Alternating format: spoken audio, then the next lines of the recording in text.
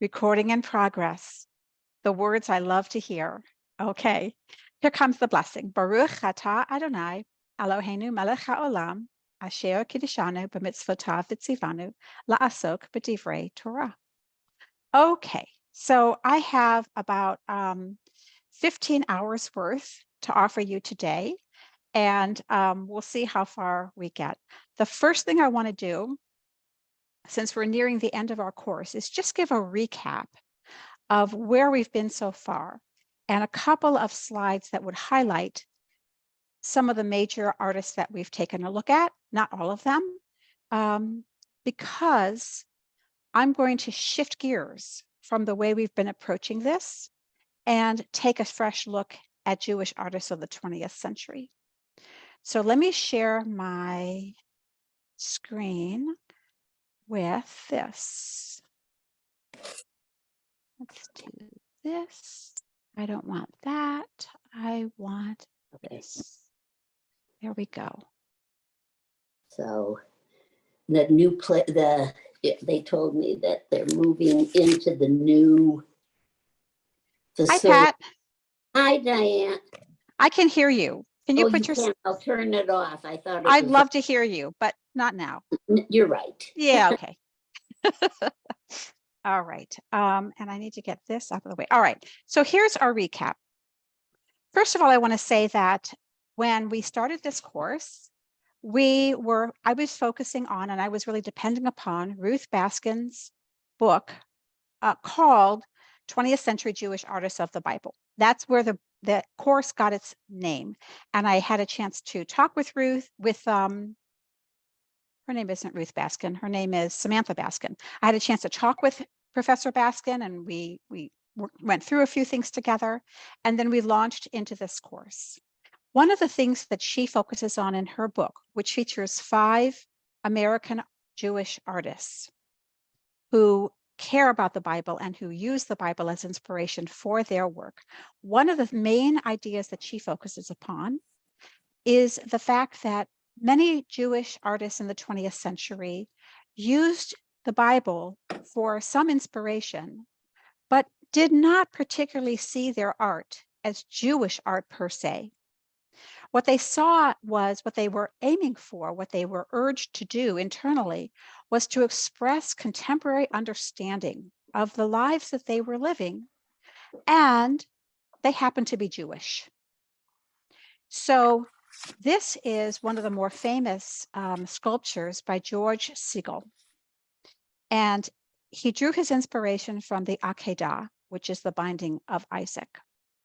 But the actual sculpture was a memorial to the Kent State shootings. And he was commissioned to make this sculpture. He made it for Kent State. They did not like it. They would not accept it. And so it is now the bronze version of this. There were many versions of this, but the bronze version of this is now in Princeton. So you can see that, and he actually had said about this commission, he said he initially thought in terms of Greek mythology. Maybe that would inspire him to create a memorial for the Kent State shootings. And then he thought about the Akedah. So you see how this is representative of Samantha Baskin's idea. He was not looking to interpret the Bible. He was not looking to express the Bible. He is not steeped in biblical tradition or necessarily religious practice or midrash. He just knew this story, and this story spoke to him and linked his past into his present and helped him generate this piece of art. So the next one, let me see if this works good. Okay, some of you may remember this one, which is from Fred Turner. We really like this one. We went back to this one a couple of times. And this is also the Akedah. It's in the round, obviously, and you have everyone's hands become extremely important, and the line down the middle from the north to south pole on this, you have the ram at the bottom, you have the hand reaching up, the angel's hand reaching up to heaven at the top, you have the knife in the middle. And you have everyone's eyes. Where are their eyes focused? What are they looking at? This, I would say, is more in line of someone who was interpreting Bible. So Fred Turner was not a biblical scholar. He did not see his work necessarily as Jewish art, but he was inspired by the Akedah, and this is what he created. Diane, Yeah, do we save all questions after you're done? I'm going to pause at a certain point and then we'll have time for questions. Absolutely. Thanks for asking. So this is a piece by Miriam Schaefer. Miriam Schaefer saw herself primarily as a feminist. She did not see herself as a Jewish feminist, although she was Jewish. This is her understanding of the creation story with Adam and Eve in the garden. And they are seen as twins, back to back, with the snake looping itself around them. The snake is double-headed, very colorful, which is typical of her work. And again, like Baskin was saying, not necessarily Jewish per se, but expressive of her understanding of this event in ancient history, we could say, in our legend, our mythology. Here is Marc Chagall. This is Adam and Eve being expelled from the garden. You have the angel saying, basically, get out. This really represents what we're talking about. So this is Eve, and this is Audrey Flack. So this is not biblical interpretation per se. This is her feminist understanding of women and the role that we play as strong, vibrant, sexual beings. And you've got the snake looping itself around her. It's hard even to tell where her hair stops and the snake begins. I mean, this is really voluptuous. So this is her feminism and her power in expression here. And then we have also the expulsion, again, back to George Sigal. This is Adam and Eve being expelled from the garden, another three-dimensional, you know, that he used friends of his to be the people, and he would cover them with plaster of Paris. And he would put them in the positions he wanted them to be in, with or without the clothing, with or without any, thing in their hand. And he would position them, the plaster of Paris would dry, he would cut it off, and then he would create these models from them. This is one detail from the four matriarchs. And this is Miriam Shapiro again. And so she has, this is in, where are these glass windows? They're in a temple. I can't remember where. I think in Illinois. I'm not sure where. But you see again, very bright, very colorful. She has one of Sarah, Rebecca, Rachel, Leah. This is Sarah. This is not an American artist. This is an Israeli artist. This is Saphira Lightstone.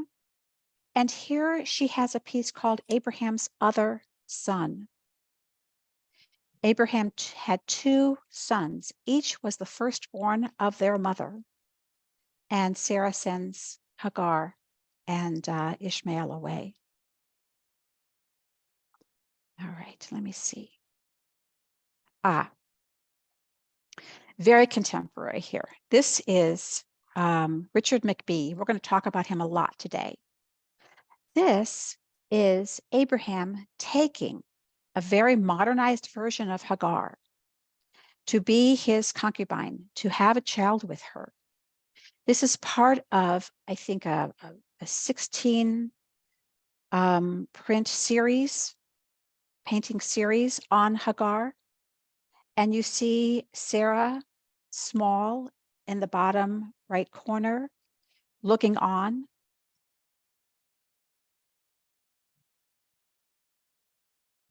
And finally, we have Abraham saying goodbye to his son Ishmael. You'll recognize this now as George Siegel. These are real people who posed and were covered in plaster to create this sculpture. It's a huge sculpture. You walk all the way around it and you see everyone's face and everyone's body language as Abraham says goodbye to his firstborn son. Okay, I'm going to pause us there. And whoops, let me bring this up. Stop share. Okay. Now, those of you who just joined, hello. Good to see you. If you aren't on mute, go ahead and put yourselves on mute. If you have a question, just let me know. Rita, did you want to jump in with a question? Just the first work that you did, the sequel piece, that they rejected. Kent The State Akeda. rejected it? Yes, they did. What was the reason they gave? I'm just curious, because I could understand the easy interpretation of that would have to do with sacrificing the firstborn, kind of martyred situation of the students martyring themselves for the cause of the anti-Vietnam movement. Was that really where they were coming from, that they didn't want it read in that way? The only statement that I have about that, if my memory is correct, and I only have one statement from the description of why they said no, they felt as though this was too violent to be featured on their campus. As though the Kent State shootings weren't violent. Right, exactly. So, but George Siegel was saying, look, this is a recurring theme. Parents murder their children.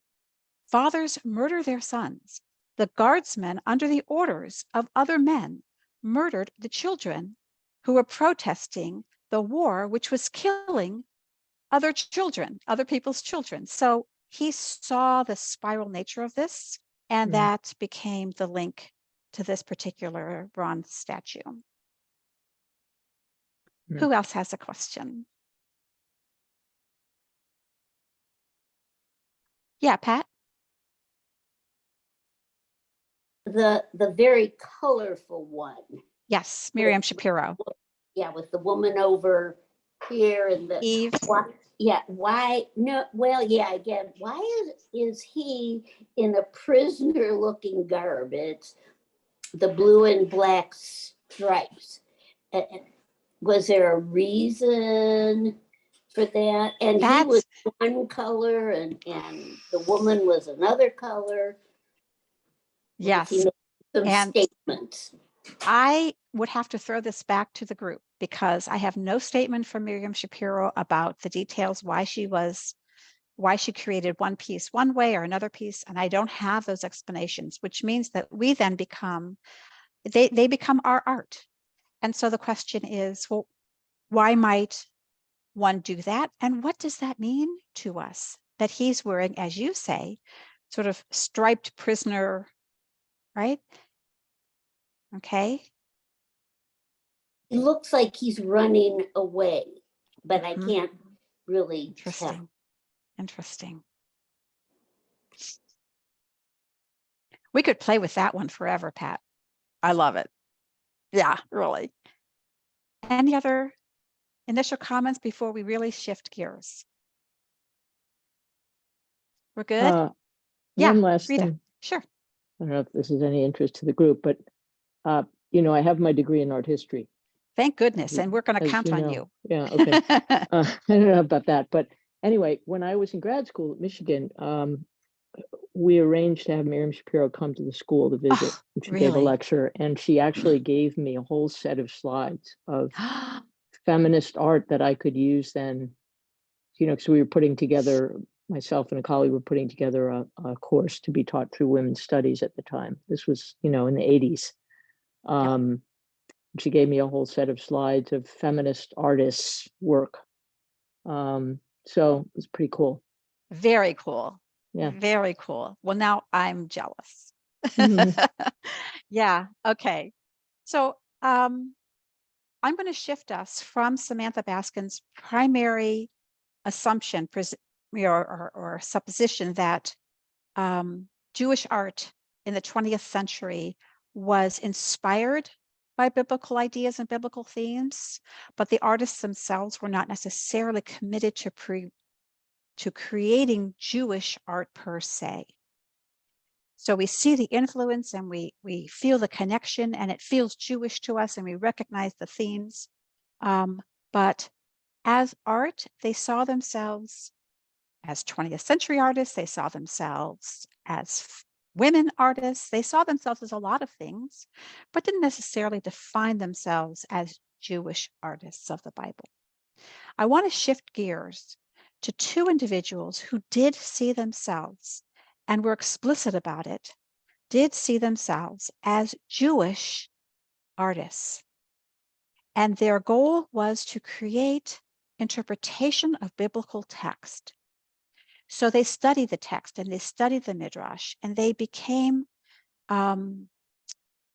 guides for us into the text in ways that we might not have considered ourselves entering the text otherwise. Not that the first set of artists did not do that. I will never interpret the Akedah, I'll never hear the Akedah read again without imagining George Segal's sculpture. That is now fixed in my mind. However, his intention was somewhere else. For the two artists we're going to take a look at for the rest of the time today, their intention included, if not at the center, then very close to the center, Jewish interpretation of biblical text. Okay? So the two artists that we're going to look at, and I'll show you a slide of them. Let me go here. Okay. There we go, and I'll bring that up there. All right. So let me get all their names. I want to laser pointer. Okay, so this individual is Richard McBee. And next to him is Ruth Weisberg. They're obviously colleagues, they're friends. Richard wrote extensively about Ruth. And we're going to start with Ruth. Ruth is one of the two, and Richard is the second of the two that we're going to take a look at. Let me pull the notes and get you all of these names. Let's see here. I can do that. Open speaker notes. Here we go. All right. So we have Richard McBee. He's in the center. Ruth Weisberg is next to him. From the left, leaning in a little bit, is David Friedman. Next to him is a young artist who's really making her mark, Siona Benjamin. Then is Joel Silverstein, then Richard McBee, Ruth Weisberg, Yona Verwer, and Cynthia Bell Rubin. This is this photograph was taken at the opening of the exhibition Together Again, and this was probably, I think, 2019.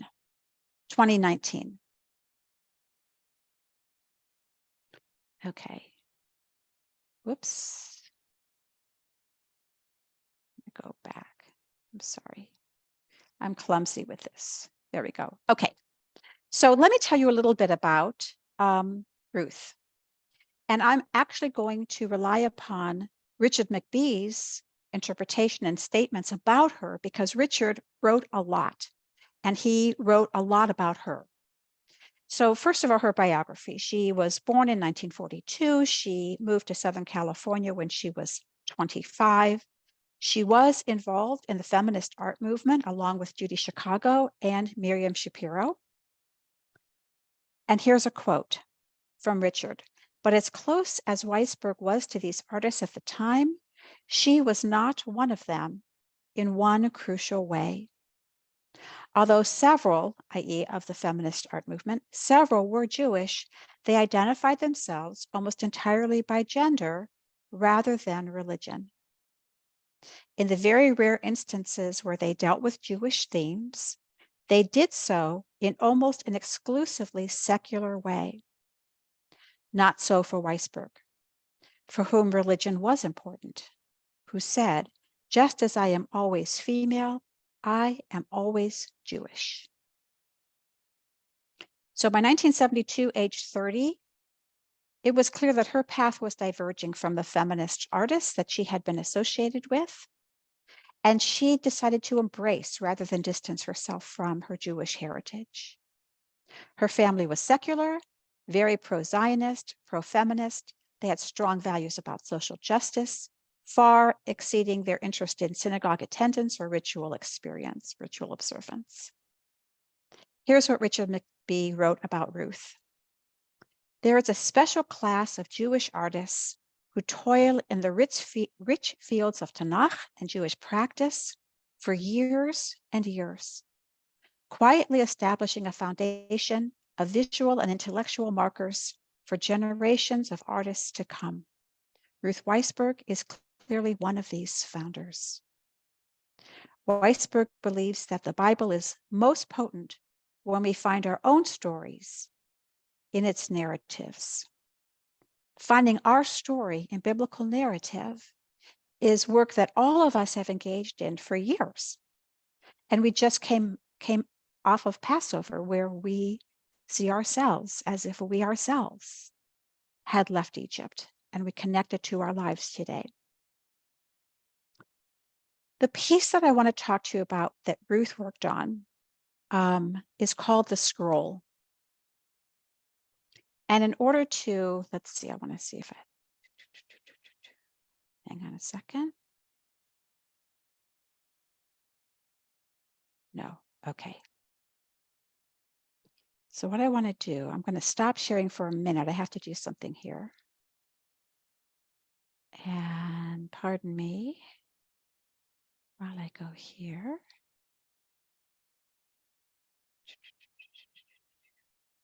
Uh-oh. No, I guess I have to do it through sharing. All right, I'm going to have to zip through my slides because I want to go to the end of them.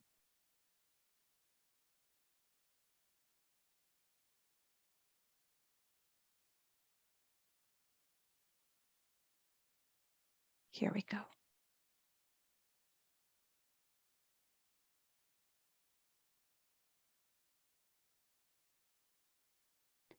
Here we go. Okay.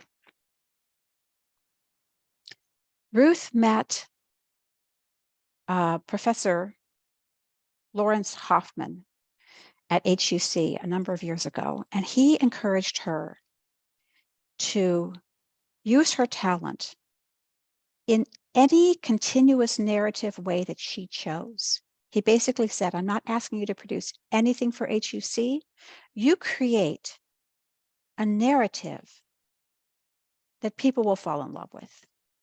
This is after she had done many paintings and sketches already. She really had developed a name for herself. The scroll was created, it was finished in 1986. It is 96 feet long.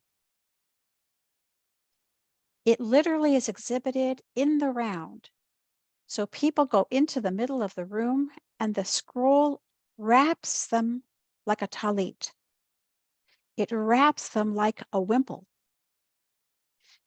It is a brilliant piece of work and is currently on permanent exhibit at the Skirball Museum in LA.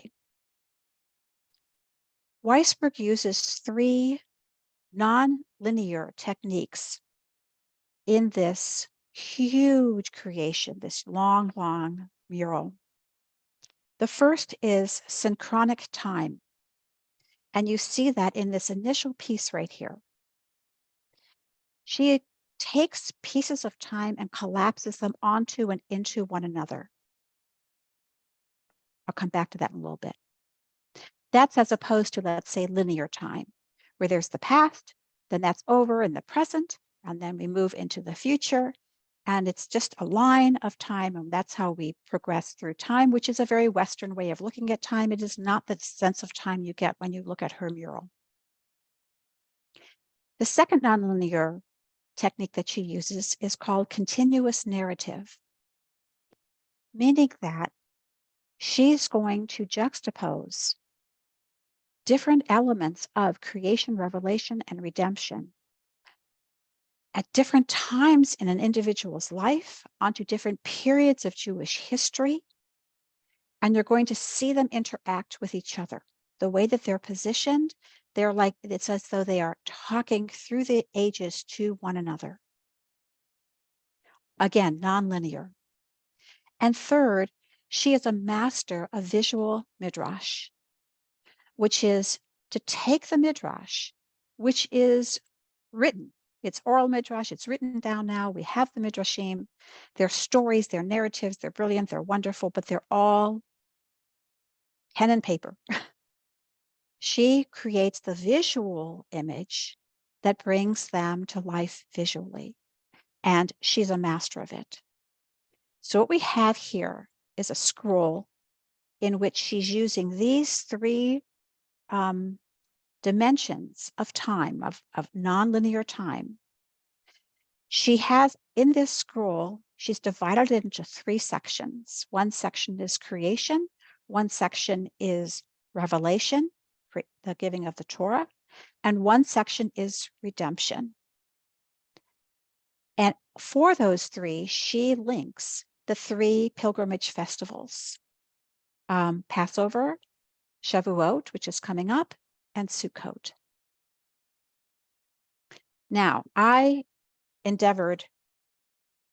really did try to find a way to show you the entire 96 feet. I haven't seen it myself. I've only seen pieces of it. I went and bought the book. How unsatisfying that was. So I went down to the public library and took a different book out. How unsatisfying that was as well. Meanwhile, I'm running out of time. So this is the best that I've got. I'm going to show you this particular piece and read to you what Richard McBee says about it. Creation begins with a rush of the Jewish masses. Do you see them? Until a lone individual emerges. Hang on a second. That's her. That's this one. An angelic figure lies beside the child. We don't see that. Gently touching its upper lip.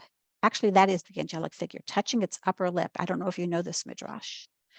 Calming the passage to life, erasing its Torah wisdom, and inaugurating its journey into a Jewish life of learning. Midrash says that what's it called? Between your upper lip and your nose, that little area, I forget what that's called, that every child born contains all of Torah wisdom, but that little part, when it's touched by the angel as they're born, all of their knowledge disappears, and they need to go on the journey to learn this anew, learn it afresh. And that's what's happening here. Immediately, the child is plunged into birth and the wilderness of Sinai. This child will receive the Torah, finally the covenant of circumcision. The whole scene plays out above a wimple. And if you look at the colored part on the bottom quarter, you'll see it looks like a scroll. It's a piece of fabric that's folded over a little bit. That's the wimple. That's traditionally made at the birth of a child. And that can become part of their marriage canopy. It can become part of the shroud in which they are buried. So this wimple, which is like all of the mothers get together, all the women get together, and they create this wimple, which becomes their blessings for a full, rich, long life for this baby. Richard McBee writes, this full set of images, especially the angel and the infant, he says, is surely the most moving and tender evocations of the mystery of creating a human life that I have ever seen in contemporary Jewish art. Now we see a little more fully. You see what she's doing to the lip of the child? Okay. The wimple continues. The wimple becomes sort of a narrative in and of itself as it guides us through the 96 feet. The scroll then delineates the passage from childhood to adulthood, circles of children dancing. Let me see if I can get that. Here we go. Circles of children dancing. during Weisberg's own childhood, Polish Jewish children dance in innocent. And finally, youth survivors in displaced persons camps preparing to make Aliyah. The entire section frames a depiction of Ruth's daughter's bat mitzvah. Let's see what we have for this one. That goes back to the beginning.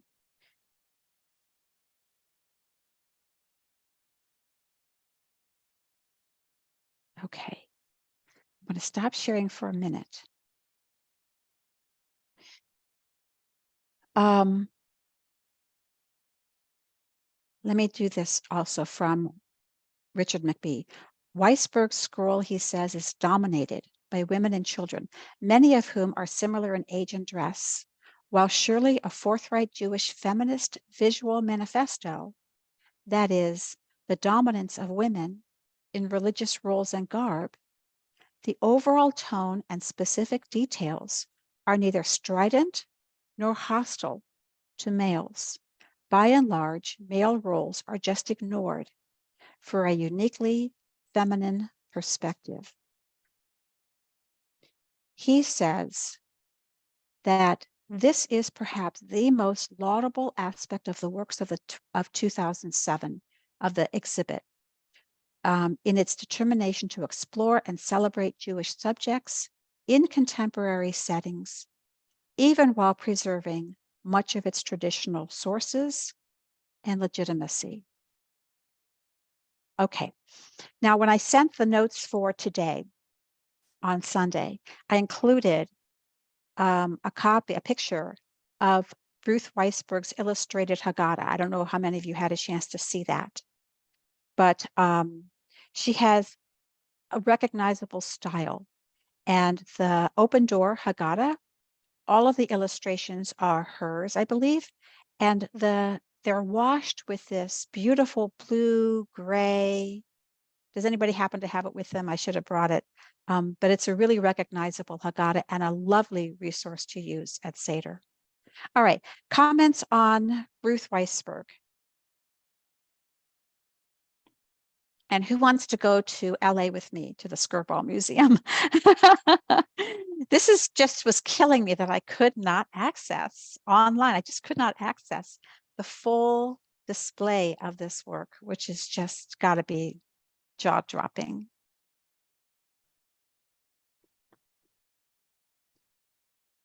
Nancy, did you want to jump in? Let's get you off mute. Maybe I can unmute you. No.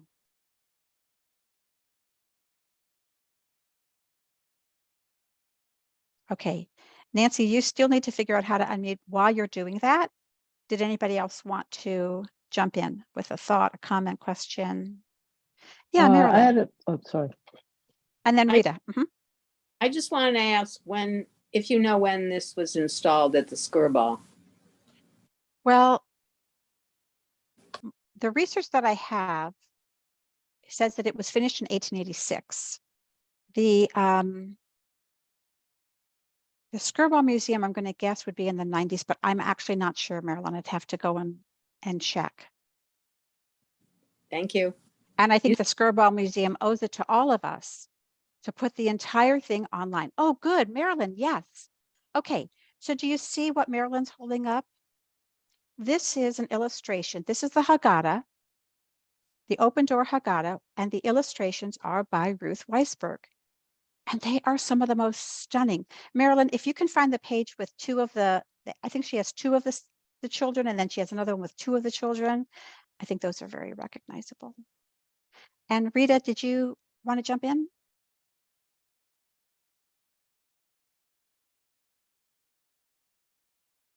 Nancy, Yes, were you? sorry, it took me yeah. a little minute to unmute myself. Yeah. You keep you reiterate quite a bit this idea of identity. Yes. And it's a problem, I think, in my field. Okay. Not a problem in the sense that needs to be solved. It's a it's a dialectical problem. It's a problem of that we like to theorize about. So, Okay. Black art, gay art, women's art, feminist art, Yes. Jewish art. That's an adjective defining art. And it's apart from saying, say, a woman artist or Jewish artist or, and I can think of examples where this is just so clearly, there's such a clear distinction between the intentionality of the artist and the ways in which people view their art. And Yes. I don't think the meaning of art is located in intentionality, personally. Okay. I think that art has so much more to offer than narrowing meaning down to the intentionality of the artist. You think about it when you're in a museum or any kind of artistic setting, a gallery even, you don't have access to the artist's intentionality most That's of the right. time. That's right. And you're there just reading signifiers. You're just making meaning from the signifiers that are given to you, and That's right. and what you bring to the work. But I think the question of identity and how it informs the way a viewer makes meaning is really an interesting question. Explain that. Well, so let me do that by giving you a quick example, if I could. Sure. Most of us, or many of us, think of Georgia O'Keeffe as a feminist. Okay. Or maybe many of us think of Georgia O'Keeffe and we say woman artist, clearly, had a sense of herself as a woman artist in a man's world type thing. Georgia O'Keeffe was the largest and last dinner plate at the dinner party, at Judy Chicago's dinner party installation, if you know that piece. I don't. Okay. It's one of the most important feminist pieces of art there is. It's Tell me the name of currently it. Tell me the name of the it dinner again. party. The dinner party project was done in the 70s by Judy Chicago and Okay. many other I know that people. piece by Judy Chicago. Okay. I know that piece. Yeah. Okay. So George, my point is Georgia O'Keeffe is the last dinner party plate and the largest one. She's sort of like this, this is where we've been brought. We've come from the goddess of, primeval times to Georgia O'Keeffe, who sits, eminently at the head of the table, kind of this triangular table. But Georgia O'Keeffe, during her lifetime, refused to be shown with other women artists as a woman artist. Anytime there was a women's show, she refused to let her work be shown. There were so many shows that she refused to have her work in. She did not want to be seen as a woman artist, and she didn't want her flower paintings to be read sexually, which over and over again, by mostly male critics, they were being read that way. So the way we understand her art is not the way she would have liked us to understand her art. And I think that tension is really interesting. I love what you're saying, and I completely agree with you. When we look at pieces of art, it's extremely rare that we're going to be able to access the artist's intention. And I'm not even convinced that the artist, him or herself, is aware as they're creating the art what their intention is until it's basically done and they realize, oh, I guess this was my intention.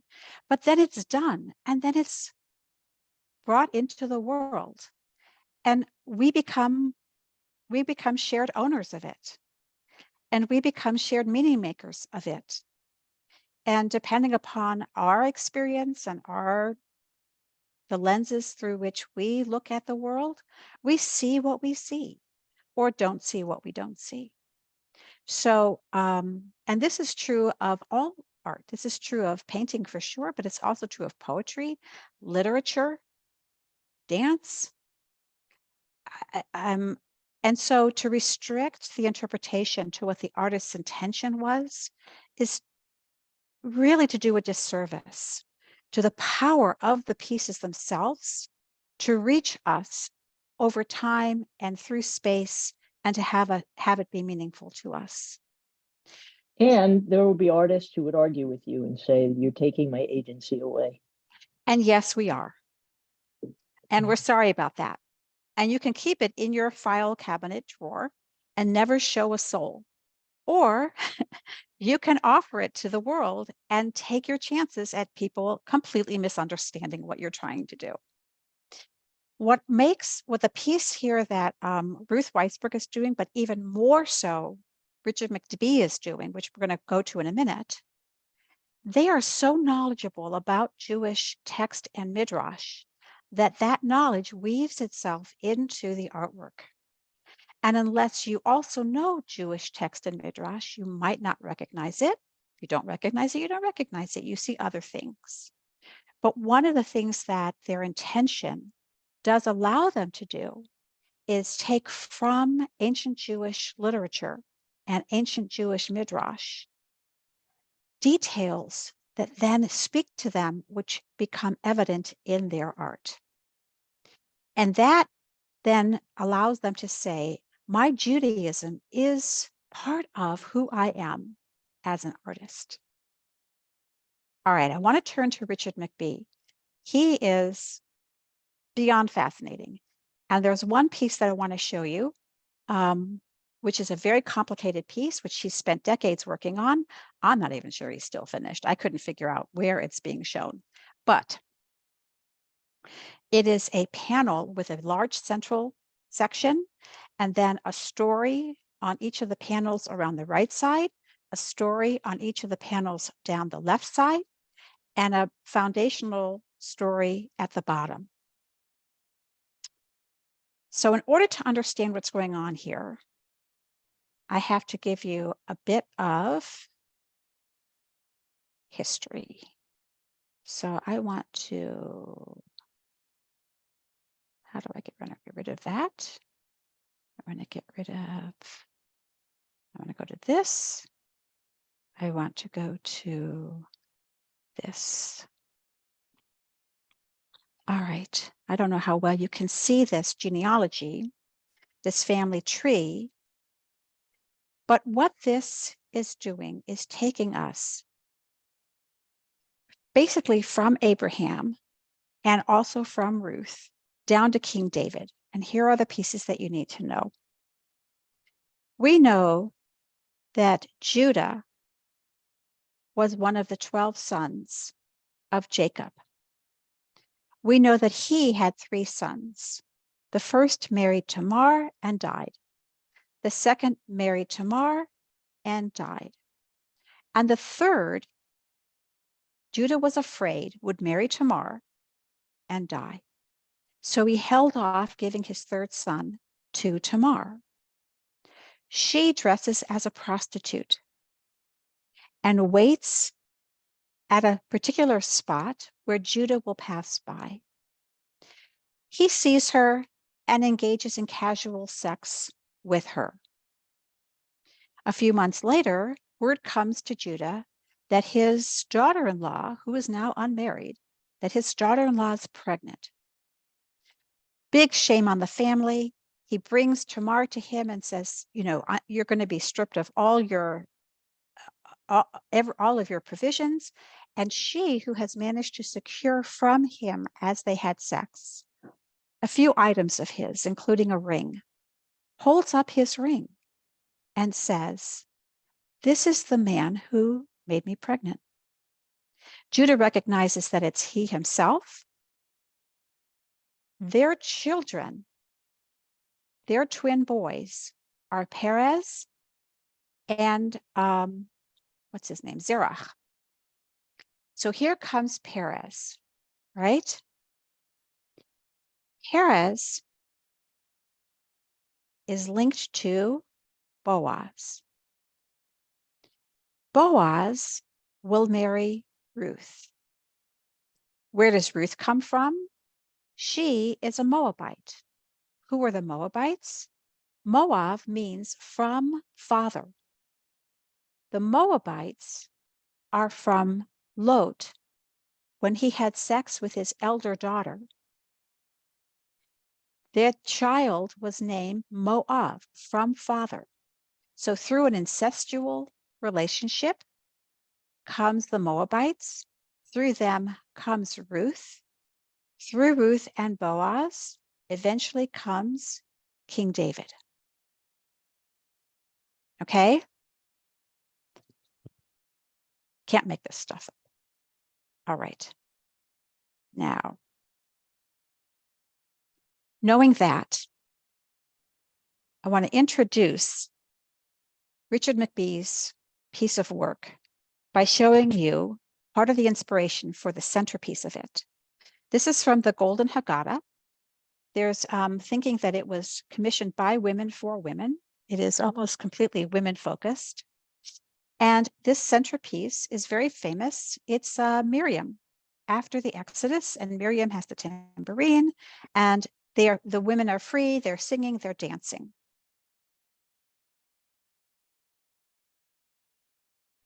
This is the centerpiece for Richard McBee's piece of work. And you can see how the center is based upon the Golden Haggadah. He says, this was my inspiration. What isn't in the Golden Haggadah, which Richard McBee puts in the centerpiece, is this in the back. This is Adam and Eve. This is a fig tree. It is not an apple tree. The notion that it is a fig tree comes from Midrash, and Richard McBee knows this. And Eve is handing this plucked, juicy fruit to Adam. And this becomes the backdrop for the women singing in praise that they are now free. So hold on to that for a minute and give some consideration to what is it that Eve and Miriam are now free from? How is Eve's gift to Adam, which is a gift to all of humanity? Eve is not Jewish. Eve is the primordial woman, and her gift to humankind is the bite out of this fruit, which opens their eyes to a world they were too innocent to see beforehand. Now they are not innocent. Okay, part one. I know this is hard to see. I really worked hard to get you a better version of this. But we're going to take, well, obviously, we're going to skip that one for now. Okay, good, good, good. We have the women. All right. Okay, so let's go back. I'm looking at the top center towards the left. And here we go. Here's what McBee has done. Let me find my notes.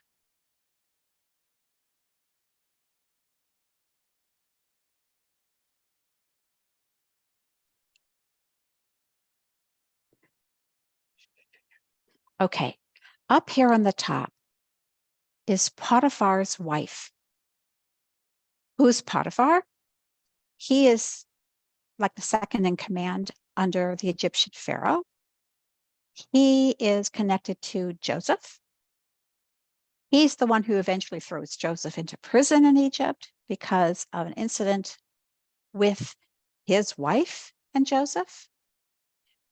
And in this piece, Potiphar's wife is having a dream, and she dreams that she will have a connection with Joseph. Scene number 2. Here's Joseph. We know from the text that he fancied himself, that he dressed handsomely, charmingly. Potiphar's wife is looking at him, sort of leaning towards him. This next one down here, while the text itself says that she tried to approach him, she tried to get him to sleep with her, almost all of the Midrash puts it the other way. Almost all of the Midrash that McBee, and he's knowledgeable about this, says that Joseph wanted to have sex with Potiphar's wife. And he is so close, he is literally on top of her, but he turns his attention to a portrait on the wall. Who is in the portrait? It's not clear. Is it his father? Some Midrashim say, no, this is his mother looking at him about to have illicit sex with a married woman. So he stops. Here we go back to what's more traditional of the narrative, that she grabs his coat and tries to keep him there. And now we have this piece in which, I wish I could show this more clearly. I wonder if I do this. No, okay. This is Potiphar sitting down, Potiphar's wife behind him, and this is the presentation by Joseph of a woman he wants to marry. Her name is Asenat. Who is Asenat? The tradition, the Midrash, is that Asenat is the daughter of Dinah. When Dinah was raped by Shechem, Jacob basically took the child as a humiliation to his family. He took the child and sent her off to Egypt, where Potiphar's wife raised her. She now, the adopted daughter of Potiphar and Potiphar's wife, Asenat will become Joseph's wife. Here we have Joseph at his father Jacob's bedside. Here's Jacob. He is giving a blessing to Joseph's two sons, Ephraim and Manasseh. But if you recall this painting by Rembrandt, you see that Jacob, very old, is crossing his hand over so that the right hand will be on top of the head of the younger son and the left hand on the older son. So he crisscrosses them. In this Rembrandt portrait, this is Jacob, and this is Asenat. When McBee does this, he has Jacob, the boys, Joseph, Asenat, and he adds Potiphar's wife. Now, let me make this up here. Down at the very bottom, this is the story where Basia, the daughter of Pharaoh, rescues Moses from the Nile, which will lead us to the story that brings us back here. Correct? See what I'm doing? Okay, real quickly then, because our time is short. If you go to the upper right, here you have Tamar, who marries Judah's sons. Both the sons die. They displease God. They both die. And here she is passing by as a harlot, so that when Judah sees her, he has casual sex with her. She becomes pregnant. The men bring her in anger to Judah. She shows him, I guess in this one, it's not the ring, it's the staff. This is the father of my child. And so now we have, it's hard to tell here, but now we have a twin stroller. These are the sons, Perez and Zerach, that are the product of Judah and Tamar. Down below that, this is the Davidic line beginning to declare itself. This woman up here is Michal. This is Saul's daughter, who from her window looks down on a dancing and half-naked David as he brings the ark to Jerusalem, and she spurns him. Here is Bathsheba. She will make herself presentable, naked on her rooftop to David, who's looking down upon her. Their first son will die. Their second son will be Solomon. And this bottom piece is an explanation of, or a representation of the women of the Exodus who go into the field where their husbands as slaves are working so hard. They beautify themselves. They bring mirrors. They show their husbands, look how beautiful you are to me, my husband. And the husbands and the wives have children. So they keep the narrative moving forward. Okay, I'm going to stop sharing for a second here and read a little bit about what McBee says is happening.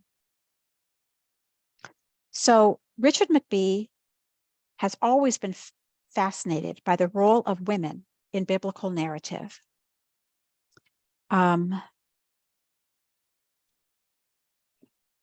His focus has been on women, not to critique the roles they played within a patriarchal social system. He is not looking at women as a feminist. He is not critiquing the limitations that their roles put upon them. Rather, he's exploring the roles they do have, how they use their intelligence, how they use their sense of self. That includes their sexuality. And they, he says, are the engines of the biblical narrative. It is because of the women that the story continues and leads to us. It starts with Eve. It includes Asenath, the product of a rape. It includes Ruth, the descendant of incest. It leads to David, the Messiah. It includes the women celebrating on the other side of the sea. So he is saying, basically, I look to the women to carry the story forward. And he has for decades, and he has dozens of pieces of stunning work. I think I'm going to have to stop there. Can I take a question or two before we have to say goodbye? I'm so sorry I talked for so long. Any comments? Yeah, Rana. So it's not a question, but it is a comment. It seems, I know you looked at more of his work, but this one encompasses so much in the one thing. So. Yes.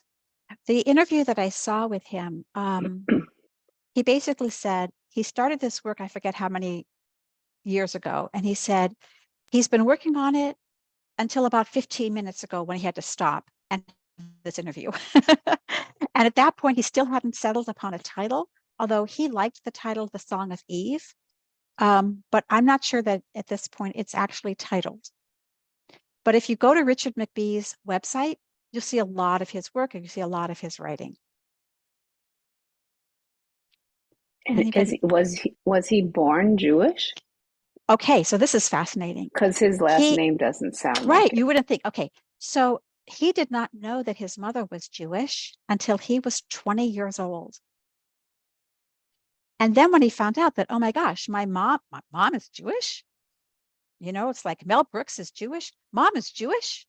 And so he began to look into his family history and take it upon himself. He's actually a very observant Jew now, living in New York. Anybody else? All right. Thank you for letting me talk so long. Usually there's more time for us to talk together and interact, but I so appreciate your giving me this time and space to play around with these images and to share them with you. I want to wish everybody a very healthy month until we see each other again in May. And thanks again. Thank you, Diane. All right. This was fascinating. Oh, good. Fascinating. Thank you. Very interesting. It was lovely. Thank you. Good. All right. What's the date in May? May 18th, I think. Does that sound right? Okay, thank you. You know what? I don't want to speak incorrectly. Let me just check. Wait, I have it on my camera. 16th. May 16th? It was a Tuesday. Tuesday. 7, 9, and 7 is 16. I have you down on the 9th, which is the second Tuesday, and isn't that when you? Aha, we're all wrong. Lorinda is right. Lorenda, we count on you. It is very soon, actually. It is May 9th, and that'll be our last session for this series. Mhm. I will send out an email the Sunday before, and you'll get the link. All Thank you. Thank you. Thank you, Diane. right, good. Thanks. Take care. Be well. Thank you, You Diane. too. Thank you. Chat.